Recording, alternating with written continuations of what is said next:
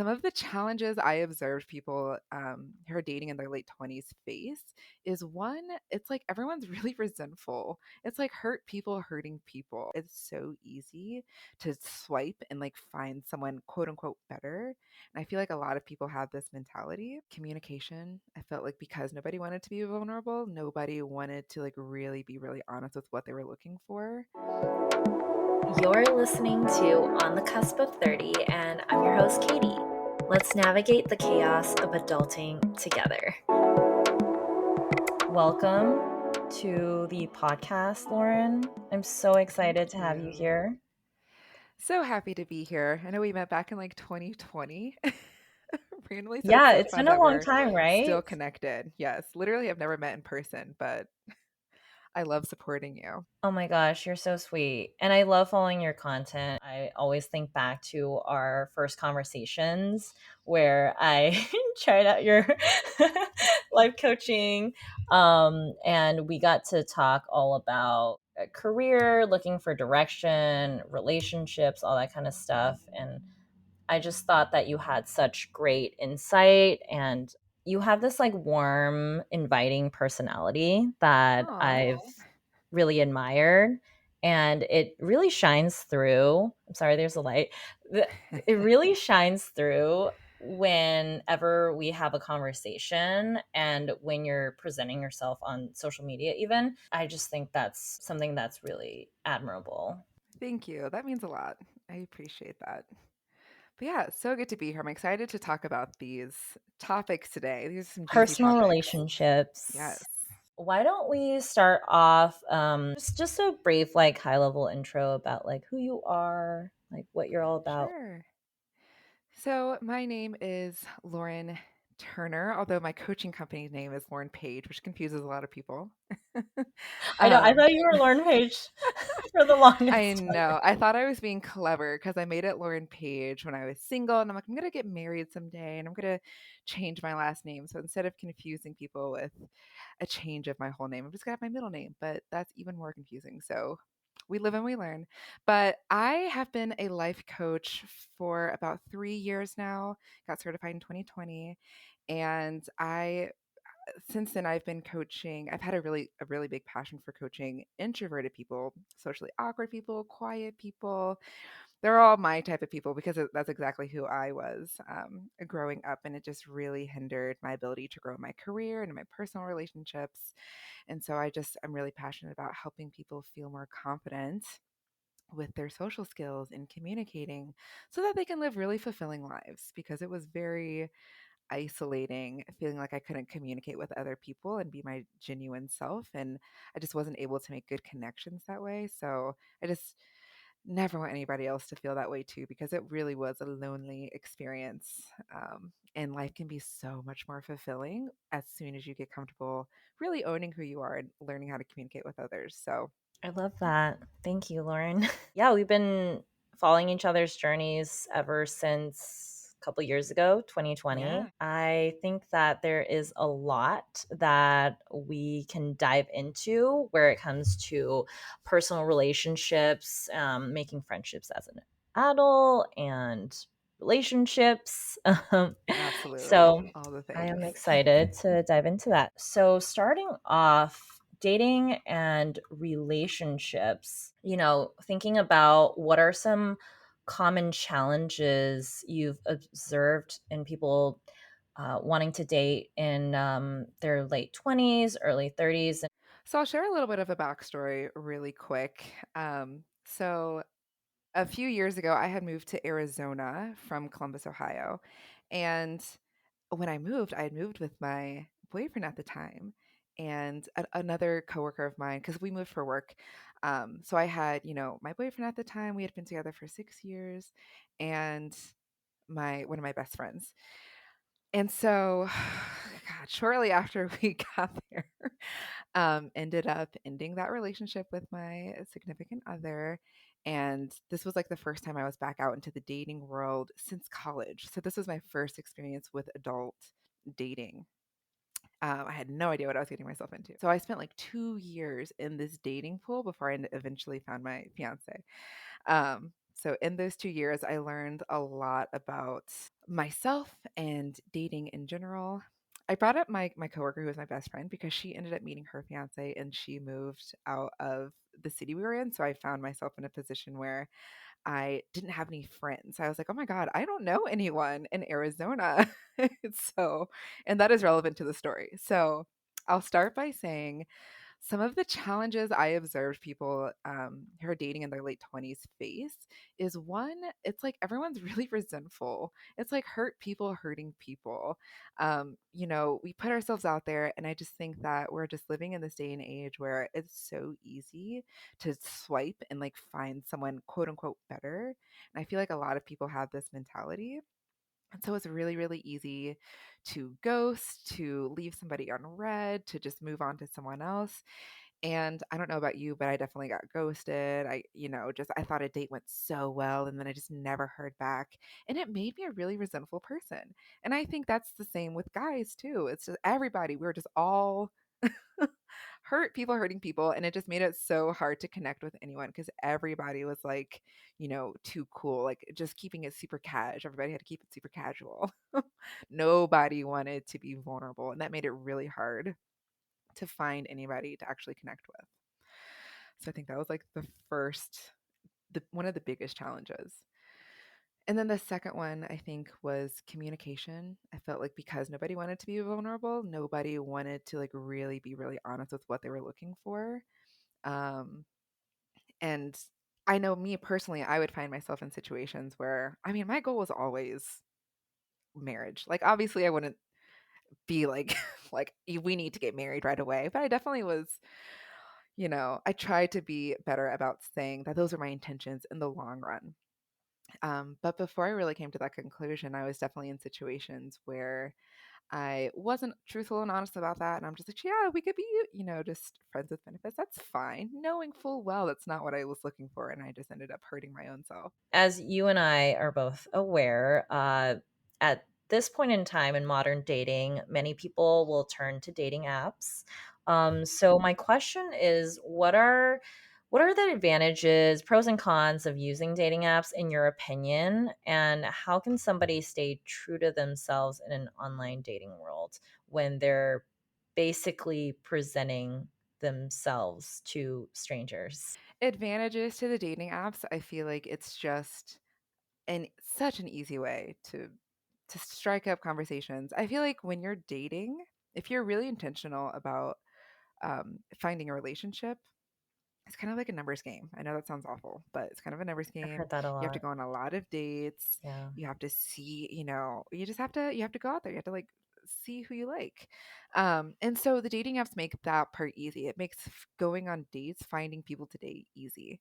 Um, that's just it's convenient.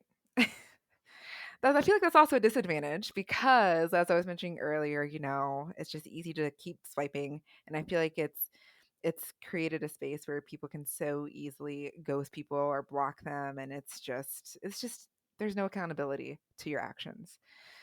Um, yeah, I think those are the biggest advantages and disadvantages. Mhm. Yeah, you summarized it quite well. What I was wondering about is like if you are going out of your way to curate the best photos of yourself and curating like what you feel like other people would resonate with by answering those prompts on Hinge, Bumble, what have you, how do you still maintain that authenticity as you're Yes. going about that? Such a good question because what's so funny is when I was in my 2-year dating stint, I was living with a couple of roommates and I was just complaining about like how I wasn't finding any quality guys. And so, you know how as girls do, my roommates were like, "Well, let's dissect your profile. Let's see what it's looking like. Ah, Let's yes. give So you they're feedback on doing an it." audit. Yeah. An audit. Yes, that's just the word I Mhm. was looking for. Let's audit the profile.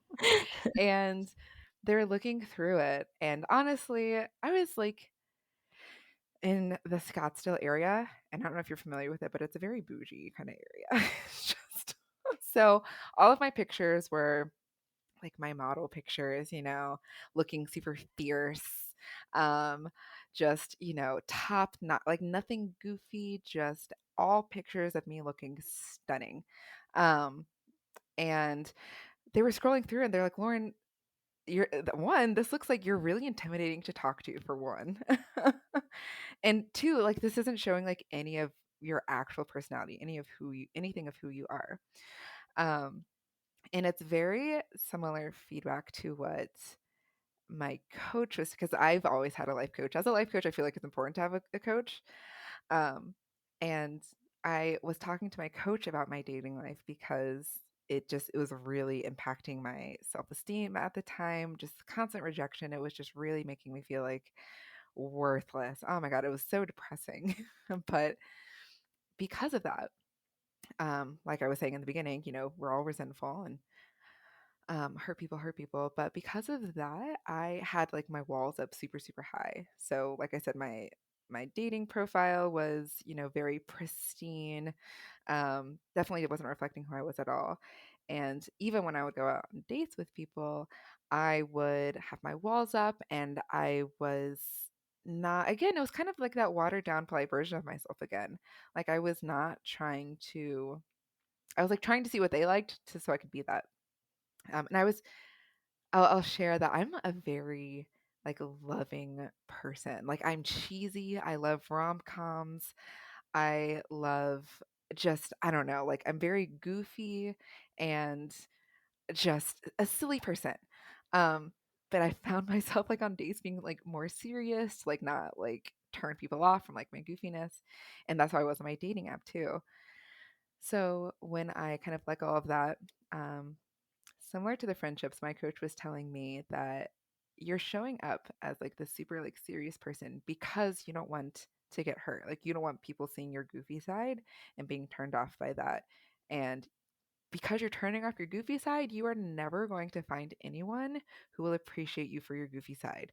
So you 100% need to show up on like the dating profile and in person exactly how you would want to act in a relationship. So profound when she told me this. I'm like, you're right. And so completely switched up my dating profile.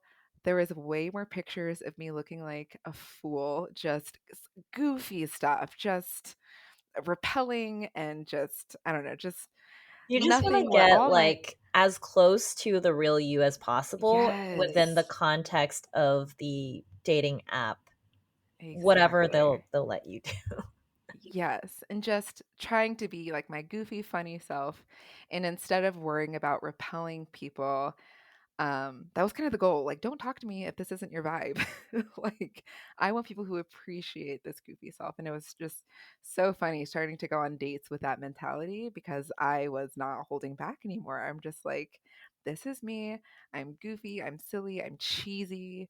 And you can be with it or you cannot be with it. And as a result, I personally didn't find anybody on the dating apps, although I still believe that that is a good method because of how many people you can date.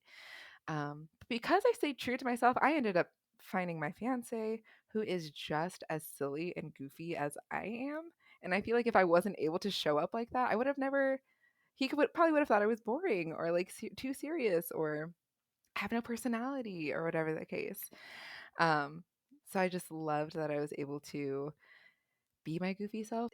I feel like it drew that person to me. It's just a Right. very goofy person. Yeah, I'm just gonna quickly comment on the way that I've slowly evolved my dating profile when I was on the Ooh, dating yeah. apps.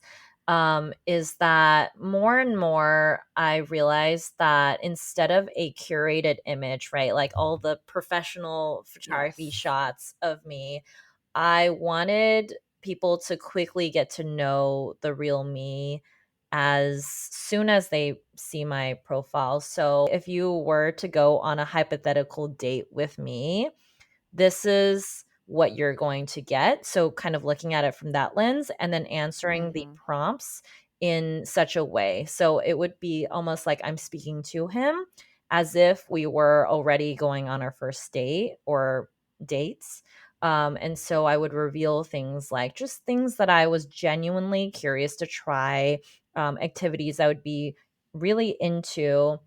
And at the end of the day, I was thinking, even if we end up just going on one or two dates, like at least it will be like ones that I'm really interested in, and Yeah. attracting the types of men that I would have a good time going on dates with. If you envision it in a way like we're already going on a date, like what would that actually look like? And almost Mm, like manifesting it that way through your descriptions. That's I love one that. thing that I thought worked really well. Yeah, and I feel like that would help you like get out of your own head too, because I feel like writing those prompts can be so intimidating. It's It just like can you feel like be. you have to get it right. Yeah. But I like kind of the mindset that you put yourself in order to like let it flow out of you a little bit easier. Mhm. Yeah, for sure. There's just so many things that, like, on the dating apps that people could do, and in terms of, like, not just profile, but, like, the way that you're, like, messaging people, and I'm sure there are many experts out there who can, like, talk about, like, the specifics, right? Tactics that you can do. But at the end of the day, it's just, like, trying to get as close to, how you would act on a date and what you would be interested in. I think that's a good start. Um, but I did also have a thought that I want to circle back on, which is like manifesting your ideal man. A couple months before I met my current boyfriend, I do a lot of journaling, and I did have this one journal entry that was I never told anyone before other than him, but it's where I wrote a letter to my future man, and in it I basically like wrote out like a visualization of what our life was going to look like, and what sort of dates and activities we would enjoy doing, what sort of traits this man would have. Things like patience, things like, good communication, and like all those things that you can think of based on how I've dated in the past. Sometimes when you look back at your what you've wrote about, it's like you become more intentional with like looking for Yes. those traits that you really want. And I you love that. And that's exactly what I was talking about with um, identifying who you want as a friend and what you want out of a friendship. Exact Mhm. same thing. I love the fact that you wrote a letter to your future man. I I love that did, exercise. I starting might have with to steal "Hey that for my boo, coaching hey clients. future boo." I Um, love it. it was just a cute little letter, and I just thought, like, maybe in the past I haven't been as intentional, and it was just more like, okay, it would be really nice to synthesize like all the things that I really want in a future partner, and I Yes. really think that it does go a long way. It really does. I love that. Oh my god. One last thing that I wanted to share about the dating apps before we move on is the fact that we're talking about building the profile. Just for everyone listening, just please put some effort into this profile. I don't Yes. like I've just Good PSA. uh yeah, like I know it's annoying. I know it's a little time consuming, but like I just for me personally being on like Bumble BFF and trying to connect with other females, the second I see that there was like no effort put into this profile, I'm like, "Oh, so like Yes, you you weren't trying like truly at you all." truly get what you put into it, and I love seeing, like, when you can tell, right? Even in their profile, like, if they really spent time and, like, thought into, like, what they wanna present. So Yes. I absolutely agree with what you're Yeah. saying. I know it's PSA to tedious. I know everyone. it's tedious, but you got to put in the effort if you want, a good relationship out of it. You do, you do. I once actually, Fiverr. Are you familiar with Fiverr, Yeah. the online marketplace?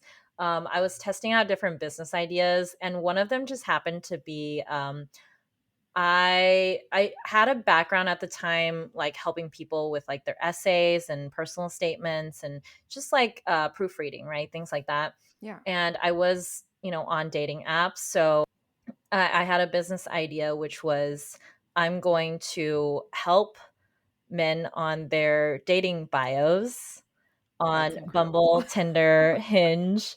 And so I created a little project for myself where I Yeah. advertised that as my service, and as a result actually was able to help a few people get their optimize their dating bios.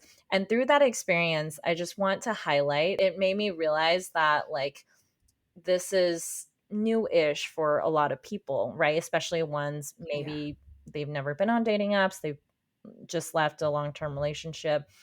Whatever the case might be, sometimes it's through trial and error. Sometimes, people could use a little bit of extra guidance. Definitely like working on those profiles. I do think it's worth taking more time and energy in. Absolutely.